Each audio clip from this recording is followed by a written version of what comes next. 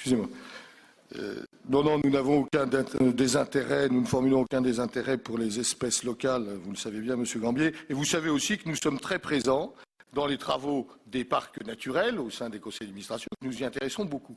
L'amendement que nous proposons là est un amendement visant à laisser du temps au temps, sachant que les fonds existent et donc il n'y a pas une rupture des moyens pour l'année qui vient.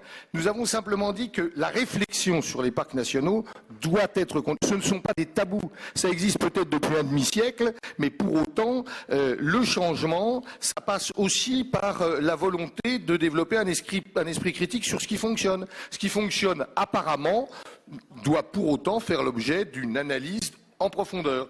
Et vous verrez qu'il y a un certain nombre de tabous que vous n'avez pas voulu remettre en cause dans d'autres domaines, par exemple l'achat des parcelles, pour le compte d'associations diverses et variées. Nous disons simplement que cet amendement est l'occasion de remettre les cartes sur la table pour savoir ce qu'il en est vraiment.